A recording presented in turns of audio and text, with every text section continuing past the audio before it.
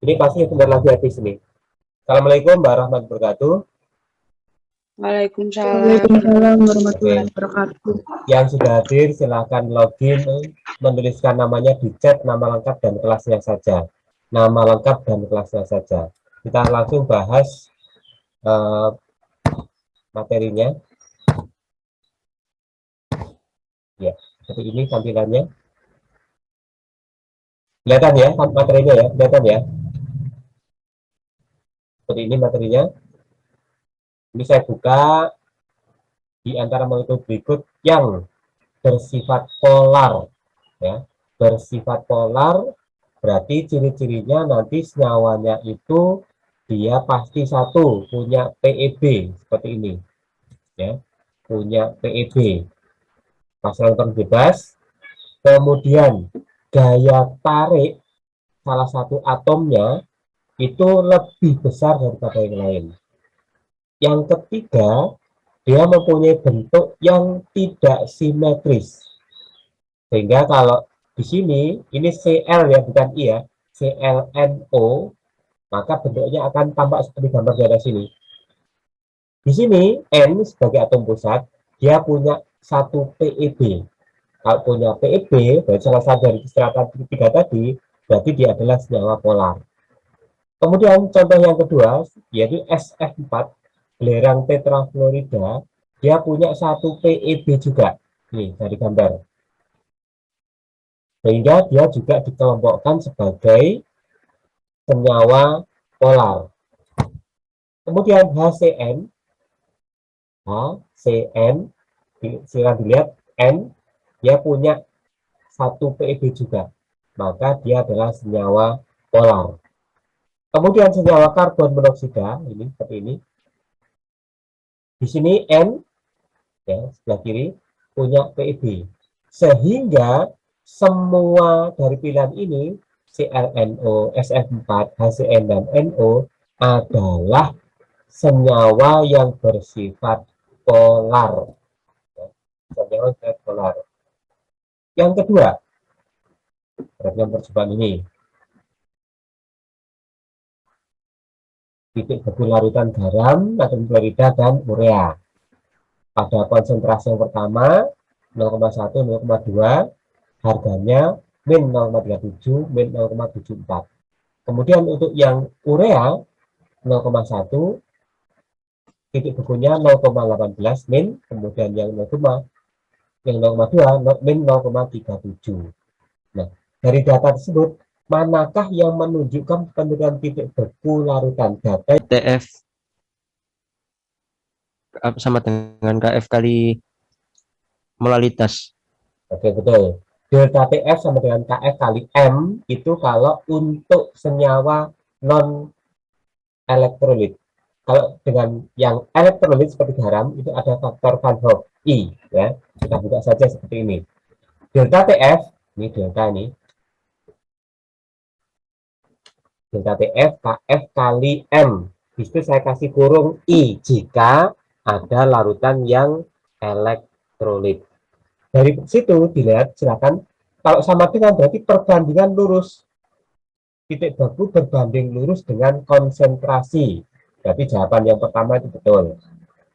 Yang kedua, penurunan titik beku larutan elektrolit ternyata datanya lebih tinggi daripada yang non elektrolit.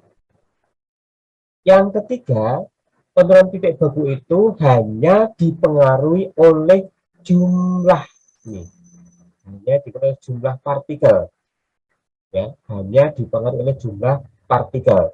Sehingga dari sini jawaban yang tepat yang mana nih? Yang nomor satu ya pasti ya, berbanding lurus dengan konsentrasi. Kemudian yang kedua, larutan elektrolit lebih tinggi daripada non elektrolit dengan konsentrasi yang sama, betul. Kemudian bergantung pada jenis ikatan kimia, tidak. Bergantung pada jenis unsur penyusun, tidak. Tetapi bergantung pada jumlah partikel. Jadi hanya ada dua faktor di sini yang sesuai dengan soalnya. Jadi bahasanya. Oke, soal yang ketiga. Soal yang ketiga. Silakan diperhatikan. Ini soal kelas 11 semester 3 termokimia. Reaksi pembentukan air dari unsur-unsurnya berlangsung sebagai berikut. Gas oksigen plus gas hidrogen menjadi air gas. Energi pembentukan oksigen, hidrogen masing-masing adalah 248 kJ per mol, kemudian yang hidrogen 227 kJ per mol. Sedangkan ikatan, energi ikatannya untuk ikatan O dan H adalah 464 kJ per mol. Berarti nanti ini ada delta H kiri dikurangi delta H kanan. Ya.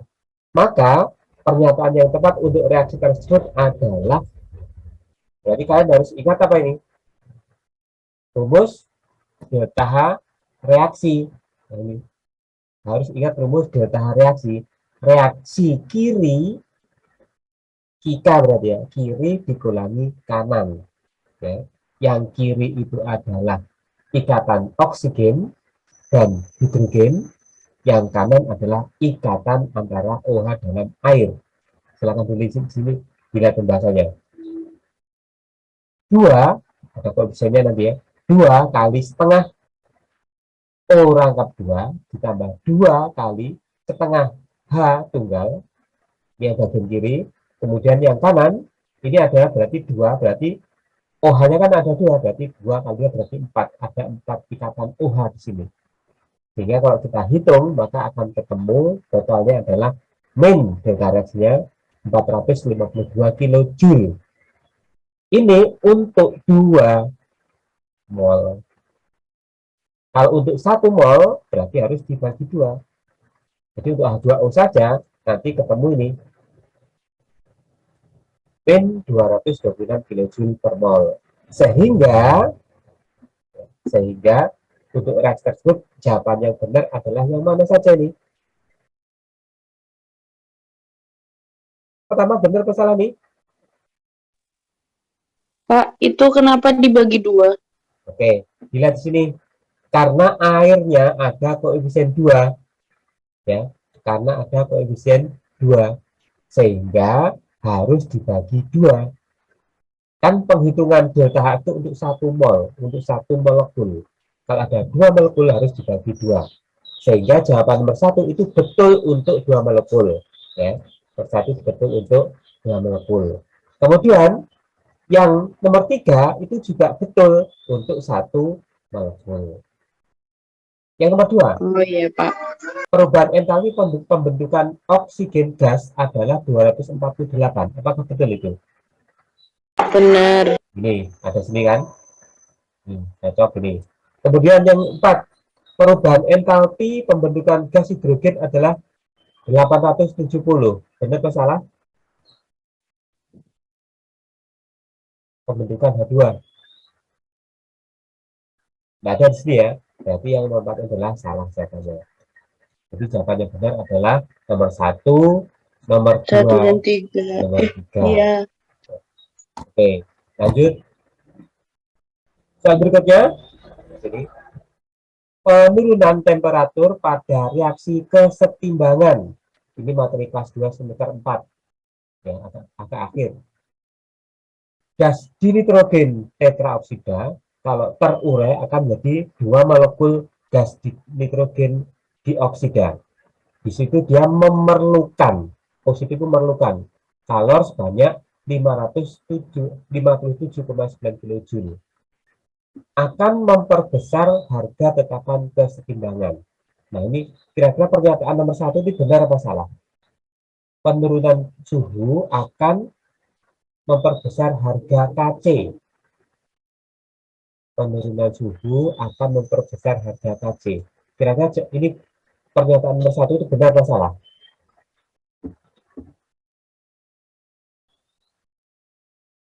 Kira-kira. Kalau suhu naik, apakah tambah? Kalau suhu turun, apakah tambah atau turun juga? Gimana jawabannya? Salah atau benar pernyataan 1 ini?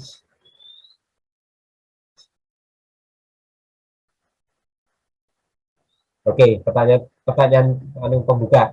Kalau suhu turun itu bergerak ke arah Eksoterm apa endoterm?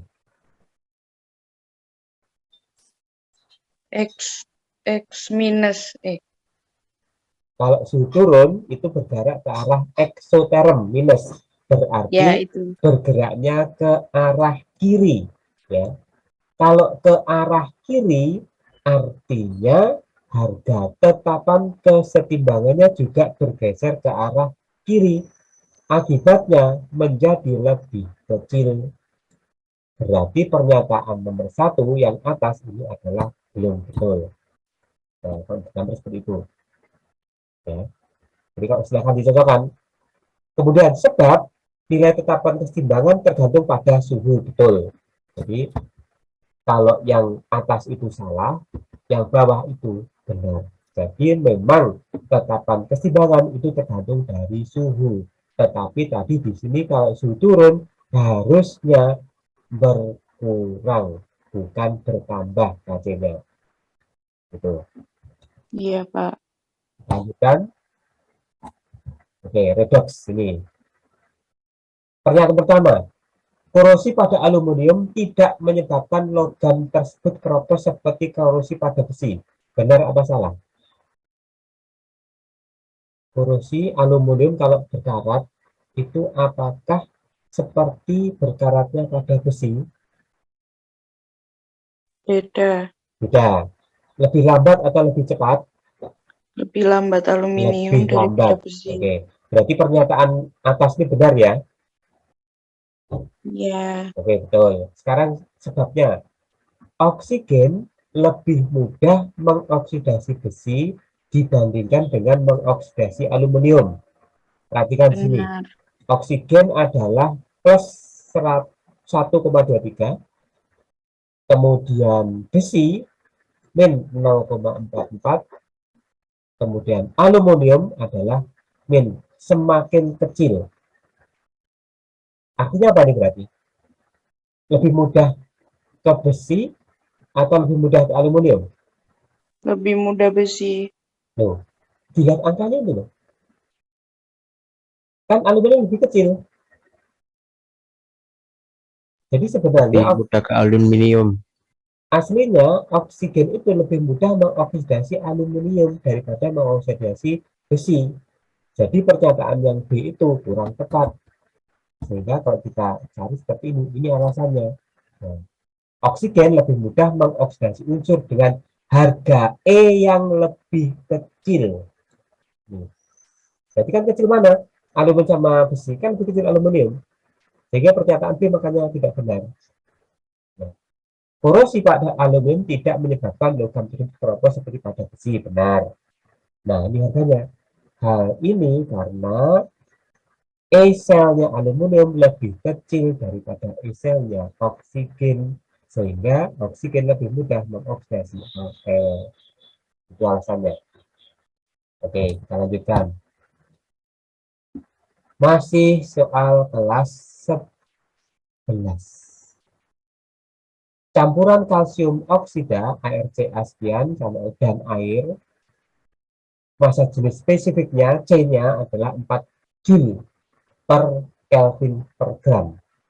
Terlebih memberikan reaksi seperti berikut: kalsium oksida plus air liquid menghasilkan kalsium hidroksida dengan delta H reaksi melepaskan kalor 64 kJ. Bila panas yang direaksikan ini menaikkan suhu 100 gram air sebesar 0,1 derajat Kelvin, jadi maka jumlah tembaga jumlah kalsium oksida dihasilkan adalah berapa? Ini materi termokimia kelas 11 semester 3 termokimia, dimana kalian masih ingat, harus ingat ya di sini I sama dengan MC delta T, ya, MC delta T, dimana masanya adalah 100, kemudian C-nya tadi adalah 4, kemudian delta T-nya adalah 0,1 Kelvin tadi, maka akan didapatkan 40 Joule atau sama dengan 0,04 kilojoule. Nah, Q kalor itu adalah kebalikan dari delta H reaksi. H sama dengan min Q atau dibalik. Min Q adalah delta H reaksi. makanya harganya bisa menjadi negatif, tapi bisa dimudahkan ini. Maka untuk mencari mol kalsium oksida dari Ki tadi atau kalor harus dibagi dengan MR-nya 64 ini. Ya, 64. Maka akan ketemu molnya adalah 6,2510 pangkat min 4 mol. Dari sini baru bisa dicari berapa gramnya. Tinggal dikalikan MR-nya 56. Ya, MR 56 ini. Maka akan didapatkan sebesar 0,035. Jadi prinsipnya di sini harus ngerti rumus ini. V sama dengan MC delta T. V MC delta T harus itu. Ya, ini kelas 10 semester 3. Kita lanjut. Sama, masih hubungannya dengan kelas 11. Pembakaran sempurna 6 gram cuplikan mengandung senyawa hidrokarbon menghasilkan 4,4 gram karbon dioksida, airnya sudah ada. Ditanya persentase karbon dalam cuplikan tersebut. Kalau ini berarti soal kelas 10 semester 2 kalau ini. Persentase massa. Ya. Kita buka saja persentase massa seperti ini. Jadi rumusnya adalah massa zat X itu adalah jumlah atom X kali AR-nya dibagi MR kali massanya tadi 6 gram. Ya. Kalau ditanya persentase, jadi massa unsurnya dibagi massa cuplikannya berapa kali 100%.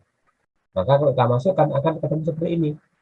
Tadi kan jumlah X-nya kan 1. 1 kali 12 dibagi 44 MR-nya. Maka ketemu, kalau dikalikan gram massa totalnya 4,4 gram, akan ketemu 1,2 gram. Sehingga kalau ditanya berapa persentasenya, ya 1,2 gram ini dibagi 6 gram mula-mula tadi. Kali 100%, maka akan ketemu 20% dari cuplikan tadi. Ya, ini masih harusnya sistem berkala unsur X terletak pada periode ketiga ya, dan golongan 15 atau 5A, ini kuncinya. Periode ketiga dan golongan 5A. Dalam keadaan ion, unsur ini isoelektrik. Apa yang dimaksud dengan isoelektrik? Ini memiliki jumlah elektron yang sama dengan unsur gas. Muatan ion X adalah berapa? Jadi kita sudah ngerti kalau dia berada pada periode ketiga golongan 5A. Sebenarnya ini hanya 1 detik saja jawabannya. Kenapa? 5A mau ke 8A kan kurang 3. Ya. Kalau kurang 3 berarti muatannya pasti yang C. Tanpa banyak teori langsung jawabannya C. Itu aja. Itu cara cepat dari saya kalau gitu. Kalau pengen seperti teori, ya dituliskan seperti ini. Konfigurasinya X nomor atom 15, 285. Berarti periode 3, 1, 2, 3. Ini kan periode 3. Golongan 5A berarti yang ini. Periode ini kan 1, 2, 3. Golongan 5. Ini. Jadi dia untuk apa? Untuk seperti gas mulia, isoelektrik seperti gas mulia, maka dia kurang 3 sehingga bermuatan X3 min. Itu aja sudah selesai. Ya, gampang sekali kalau ini. Nah, ini kita dulu. Tahapan reaksi dalam analisis mengandung nikel sulfida. NiS, nikel sulfida. MF-nya 90 dari suatu batuan sebagai berikut. Reaksi agak panjang makanya begitu terus. Nikel sulfida bereaksi dengan asam nitrat membentuk nikel nitrat, kemudian ada belerang padatan, kemudian ada gas nitrogen gas dan air. Kemudian nikel nitrat ini kalau direaksikan dengan asam, ini namanya asam dimetil glikosima. Jadi kalau hanya ini saja namanya asam dimetil glikosima. Tapi kalau ada nikel ya tinggal tambah nikel saja, maka reaksinya akan menjadi nikel dimetil glikosima plus asam nitrit. Nitrit ya, bukan nitrat ya, asam nitrit. Kalau ini kan nitrat, kalau ini berarti asam nitrit. Bila dianalisis 0,45 gram batuan nikel dimetil glikosima tadi memberikan 0,1 gram endapan ini. Diketahui MR-nya 288. Maka persentase nikel sulfida dalam batuan nikel dimetil glioksima adalah berapa? Sama persis dengan tadi ya, persis dengan tadi. Di sini hanya permainan mol saja. Jadi tinggal pertama pasti mencari mol. Caranya bagaimana? Ya, gramnya tadi ini diketahui 0,144 dibagi MR-nya pasti ketemu mol ini. Ya. Dari mol, perhatikan reaksinya bersama reaksinya. Kan karena sama-sama koefisien 1, berarti harganya juga sama. Ini. Dan nikel nitrat sama dengan batuannya tadi, berarti molnya sama, setara. Kemudian kalau dibandingkan antara nikel sulfida dengan nikel nitrat, ini berarti berjalan mundur ya, maka sama juga, karena sama-sama koefisien 1. Jadi dari tahunnya sini, balik ke nikel nitrat, dari nikel nitrat dibandingkan dengan nikel sulfida. Karena molnya sama, harganya 5,4 mol, maka untuk massa tinggal mengalihkan dengan MR-nya saja 90, maka akan ketemu 0,045 gram. Kalau sudah ketemu gram, gampang, tinggal dibagi gram totalnya tadi. Gram totalnya kan 0,45 kali 100%, maka akan ketemu cuplikan tadi sebanyak 10% dari batuan. Itu caranya seperti itu. Nanti insya Allah ini saya sampaikan. Ini laju reaksi. Ya. Di sini sudah saya oret-oretkan laju reaksi. Pertanyaannya adalah manakah persamaan laju reaksi yang benar sesuai. Nah, caranya seperti ini. Caranya seperti ini. Kita lihat dulu yang berwarna hijau ini. Biru. Kita lihat data 1. Data 1 dan 2, data 1 dan 2, data 1 dan 2. Jadi kalau kita mau mengetahui bilangannya ini, ion oksalat ini, caranya adalah gimana? Yang besar bagi yang kecil, 0,2, 0,2 dibagi 0,1, 2, 0,4 dibagi 0,1, 4, 124 dibagi 36, 4. Pokoknya yang besar dibagi yang kecil. Sehingga 2 kali 4 pangkat berapakah sama dengan 4? Bisa pilih dari sini ya. 2 kali 4 pangkat berapakah sama dengan 4? Maka pangkatnya X-nya itu ternyata harganya 0. Kalau harganya 0, berarti ini, oksalat ini tidak punya pangkat seperti ini. Ya, tidak punya pangkat seperti ini. Sudah ketemu oksalatnya. Sekarang kita coba hitung raksa 2 kloridanya. Bagi Cl2. Caranya bagaimana? Lihatlah data 2 dan 4. Yang besar dibagi yang kecil. 0,04 bagi 0,2, 2. 0,8 bagi 0,4, 2. 36 bagi 9, 4. Ya, pokoknya yang besar bagi yang kecil. Sehingga 2 gantian kalau tadi yang ditanya ini, sekarang yang ditanya raksa derivatif ya, 2 pangkat berapakah? Y, ya, kali 2 sama dengan 4. Saya bilang di sini.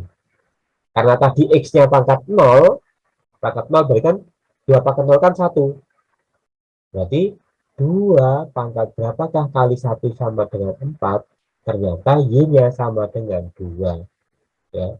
Sehingga di situ persamaan laju reaksinya, maka V sama dengan K kali konsentrasi HgCl pangkat 2. Karena Y-nya ketemu 2. Jadi akan ketemu jawaban seperti itu, yang C. Nah, cara cepat saya ini cara cepat menurut saya. Ya. Kalau ingin cara lambat, boleh untuk teori yang bertubuh-tubuh saya carikan seperti ini. Ya. Jadi silakan bandingkan mau pakai cara cepat atau pakai teori, nanti hasilnya sama. Ya, silakan dipelajari pakai yang mana, monggo, yang penting paham. Selanjutnya, larutan 0,01 molar dan satu garam MY2 mempunyai tekanan osmosis, berarti P ini ya, tekanan osmosis berarti P 0,22 atm. Pada hasil yang sama, glukosa berarti dia adalah non polar, non elektrolit ya, non elektrolit, berarti tidak punya faktor Van Hoff I. Kalau garam berarti nanti mempunyai tekanan osmotik 0,5 atm. Dalam lautan garam tersebut mengion sebanyak berapa persen? Jadi di sini ada dua soal ya, P1 dan P2 ya. P1 itu untuk yang elektrolit, P2 untuk yang non elektrolit. P kan sebenarnya apa? MRT kan ya, seperti ini rumusnya, PMRT. Kalau yang elektrolit PMRT kali I, ada faktor Van Hoff-nya ya. Karena MY tadi adalah elektrolit, maka dia punya 3 ion ya, punya 3 ion. Mana sih 3 ion itu? 1, 2, kalau semua kan 3 ya. Sehingga silakan dibandingkan P-nya garam dibandingkan P-nya glukosa, masukkan rumusnya. Yang sama boleh dicoret. Yang mana yang sama maksudnya? Berarti ini sama kan ini MRT, berarti hanya tinggal faktor I saja ya. Sehingga kalau dimasukkan angkanya 0,22 per 0,5 kali 0,01 kali I, dan bawahnya tidak pakai I karena dia non polar, non elektrolit, sehingga didapatkan I harganya faktor Van Hoff-nya sebanyak 2,2. Nah, kalau dimasukkan ke dalam rumus ini faktor Van Hoff, I sama dengan 1 plus N-1 kali alfa, maka akan ketemu alfanya nanti. Bagaimana caranya? Bisa dimasukkan, tadi kan I-nya kan 3 ini, jumlah ionnya kan 3, jadi 2,2 sama dengan 1 ditambah dalam kurung 3 dikurang 1, 2 kali alfa, berarti 1 tambah 2 alfa ya. 1 tambah 2 alfa berarti ini dibawa ke kiri jadi negatif, sehingga 2 alfa sama dengan 1,2, sehingga untuk alfanya saja atau derajat ionisasinya adalah 60%. Itu jawabannya. Ini soal kelas 12 semester 5 awal-awal ya, larutan elektrik dan non elektrolit. Kita lanjut.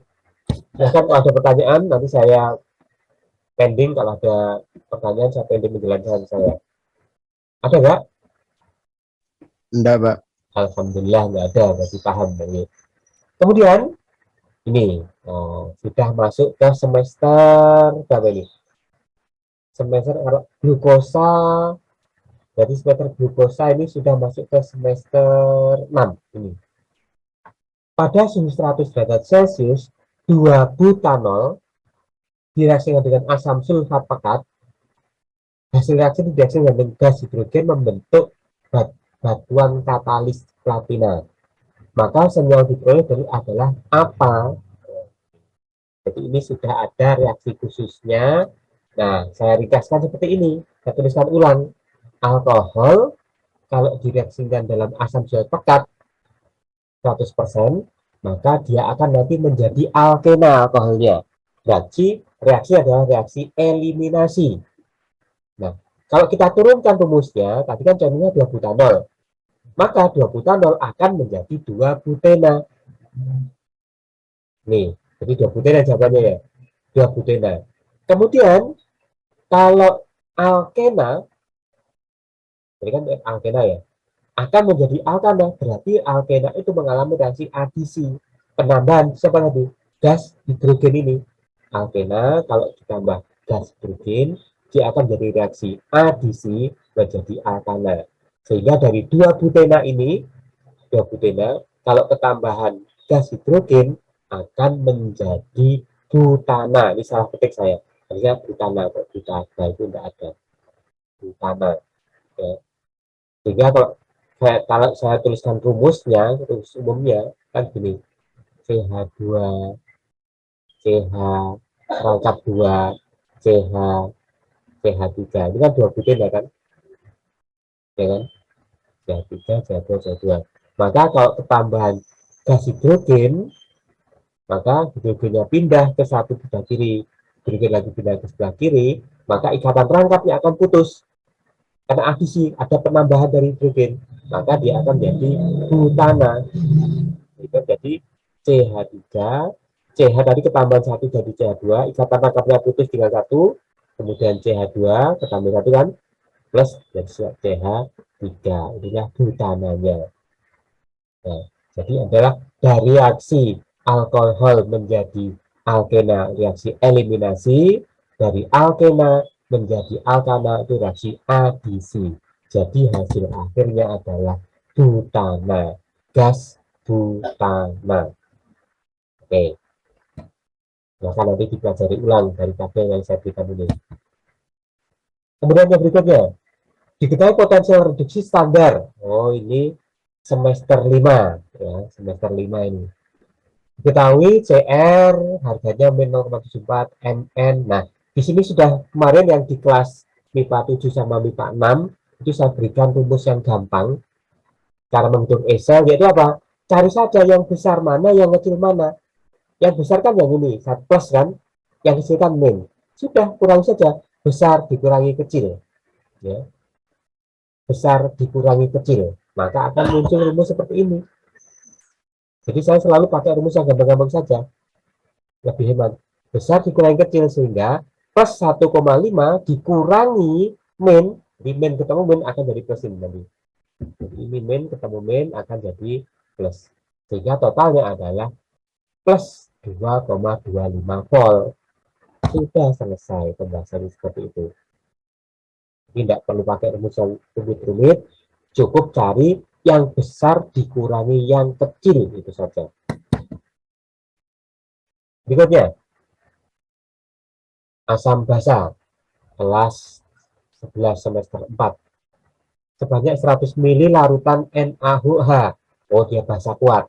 0,1 molar dicampur dengan 100 ml larutan asam sitrat. Berarti dia asam lemah.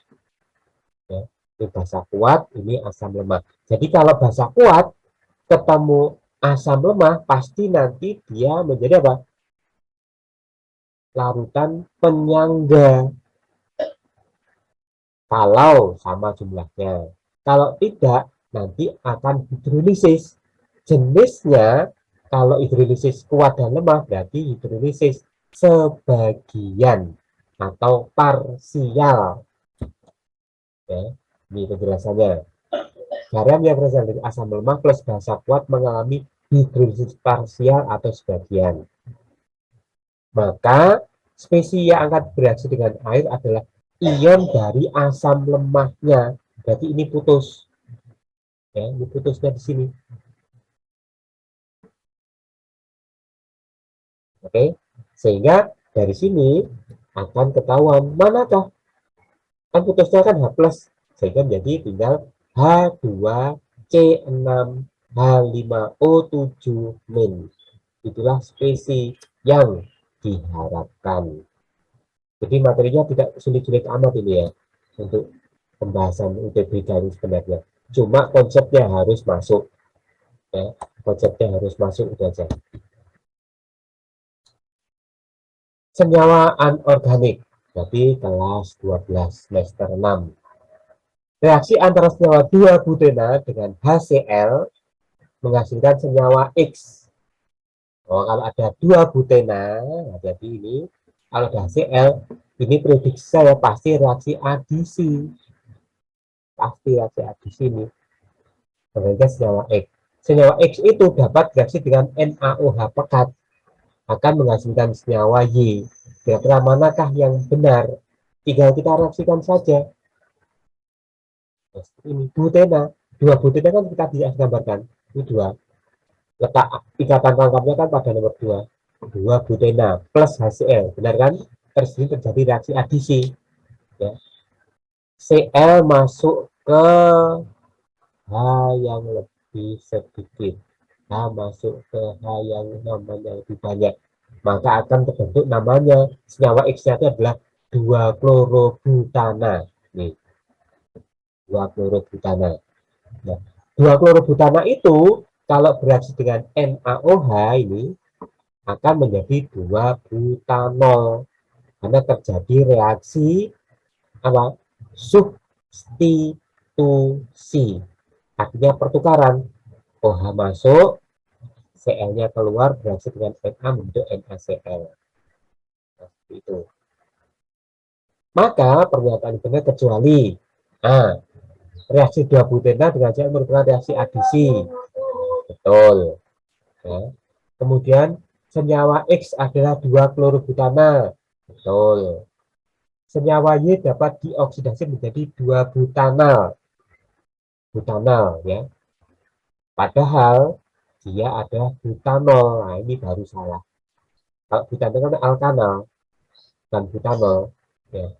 Senyawa Y berisomer fungsi dengan diatin eter. Siapa? Alkohol eter. Betul. Nih. Senyawa X dapat memutar bidang polarisasi. Betul. Karena dia punya atom C kiral. Apa sih atom C kiral? Atom C kiral itu adalah atom C yang mengikat keempat gugusnya itu berbeda-beda, tidak ada yang sama. Ya kan? Yang diikat yang saling tarik. Nggak ada yang sama kan? H, CH3, Cl, CH2, CH3. Tidak sama. Berarti ini namanya atom C kiral. Ya. Sehingga yang bukan adalah yang C ya, utama. Silahkan nanti pembahasannya dilihat lagi.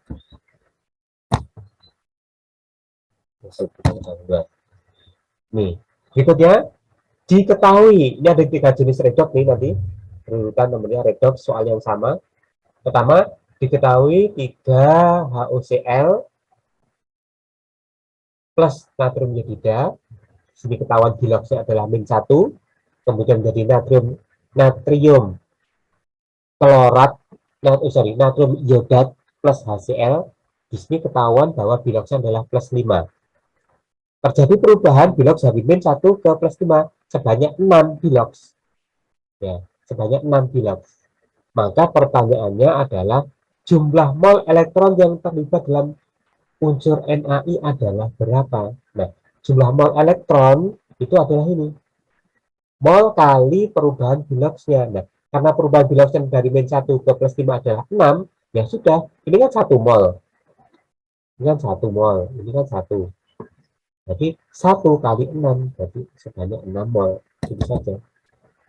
Jadi langkah redoxnya adalah harus tahu berapa biloxnya, berapa perubahannya, baru bisa dihitung mol elektronnya. Yaitu mol kali perubahan bilox sebanyak 6 mol. Oke, masih soal yang sama. Tetapi di sini pertanyaan yang berbeda. Apa yang berbeda? Ternyata di sini ditanya pengenceran. Nah, pengenceran di kelas 12 itu kan di hukum Hess ada M1V1, M2V2. Kita silakan sini. Dalam setiap larutan 100 mili, berarti nanti V2-nya ini. Dan 100 mili HOCl pengenceran 5 mili larutan HOCl 3 molar. Jadi ini V1-nya, volume pertamanya, ini molaritas pertamanya, ini adalah volume keduanya. Ditanya molaritas kedua. Langsung aja rumus pengenceran. M1V1 sama dengan M2V2. Masukkan 3 molar kali 5 mili sama dengan molarnya belum tahu kali 500 mili. Maka akan didapatkan M2 adalah ini 15/100, 0,15 molar. Ya, ketemunya seperti ini. Jadi kalau kita masih mengingat pelajaran kelas 2, itu ternyata mudah sekali cara menghitungnya. Soal yang ketiga dengan tipe pertanyaan yang berbeda. Soalnya masih sama. Jika reaksi redox tersebut berlangsung secara stoichiometris dan sempurna, maka konsentrasi HCl yang diperlukan dalam peraturan itu berapa? Ya, berapa ya berilunya? Gampang, carilah molnya dulu. Ya, carilah molnya dulu. Caranya gimana? Kalikan antara molar kali volume. Kebetulan di sini adalah 3 molar kali 5 mili. Maka satuannya adalah 0, ini milimol. Kalau molar kali liter langsung mol. Jadi nanti kalau molar kali liter itu langsung mol satuannya. Kebetulan di soal adalah mili, maka satuannya jadi 15 milimol. Nah, volume totalnya adalah tadi 100 tambah 100 berarti 200 mili. Sudah, tinggal dibagi saja 15 mol per 200.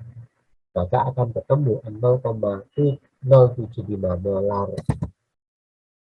Hanya seperti itu saja. Ya. Asal apa? Konsep molnya masuk. Ini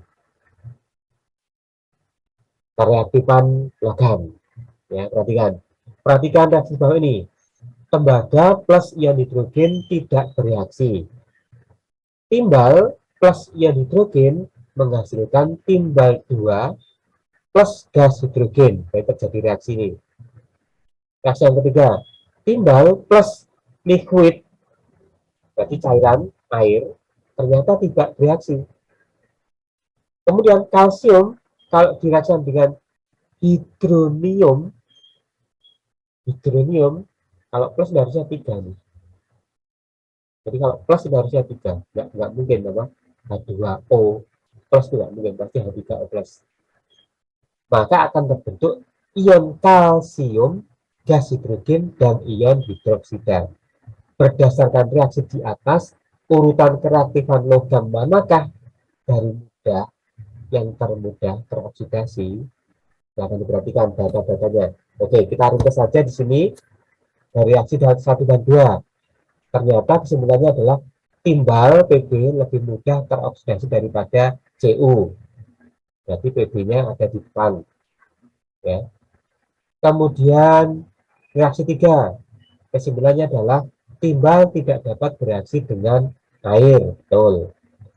Reaksi yang keempat, kesimpulannya kalsium Ca dapat dioksidasi oleh air, sehingga kalsium lebih mudah teroksidasi dibandingkan dengan Pb. Maka ya, kesimpulan dari reaksi itu adalah dari yang terlemah ya, dari yang mudah berarti kalsium lebih mudah teroksidasi, kemudian baru timbal, terakhir yang sulit adalah Cu. Ya, dari urutan itu maka dapat ambil kesimpulan bahwa yang E inilah jawabannya. Jadi dari mudah teroksidasi kalsium, timbal, baru tembaga tingkat kereaktifannya. Oke, kita masuk ke sini. Ya, ini materi tentang KC. Jadi kelas 2 semester 4. Ya, silakan lihat tabelnya. Silakan dilihat tabelnya. Ya. Dari sini tabelnya berarti adalah mula-mula ya. Dari bersama reaksi ini X2 dan Y2. Mula-mula berarti dari sini. Mula-mula adalah 0,5 mol. Kemudian setelah setimbang kan turun dia, turun gitu. Ini kan mula-mula berarti senyawanya kan belum ada, ini kan senyawa. Kalau mula-mula hanya ada X dan Y2, X2 dan Y2. Mula-mula 0,5 mol masing-masing. Kemudian setelah bereaksi semakin turun, maka timbul produk. Dari tidak ada produk menjadi ada. Jadi baru muncullah di sini siapa? X, Y. Nah, saat setimbang mula-mula 0,5, saat setimbang terdapat 0,2 molar. Jadi yang bereaksi berapa? Mula-mula 5 setimbang 5, berarti yang bereaksi adalah 0,5 dikurangi 0,3, berarti 0,3 mol. Kalau kita bikin tabelnya, gambarnya seperti ini. Mula-mula 0,5, 0,5. Taunya reaksi dari mana? Dari sini. Mula-mula kan ini. Kemudian kok menjadi ini? Berarti 0,5 dikurangi berapakah sama dengan 0,2? Berarti yang bereaksi adalah 0,3. Nah, karena sama-sama 1 mol, ini 1, ini 2. Maka 0,3, 0,3, ini 2 kali lipat ya, 0,6. Sehingga berdasarkan rumus KC, yaitu apa? Konsentrasi kanan, pangkat koefisiennya, dibagi konsentrasi kiri, pangkat koefisiennya. Ini kan satu-satu bisa ditulis. Sehingga kalau kita masukkan angkanya yang dimasukkan otomatis saat setimbang loh ya. saat setimbang di sini. Maka Anda dapatkan 0, ini sama dengan ya, 0,6 kuadrat dibagi 0,2 kuadrat. Bagi 0,2 kuadrat. Hasilnya adalah 9.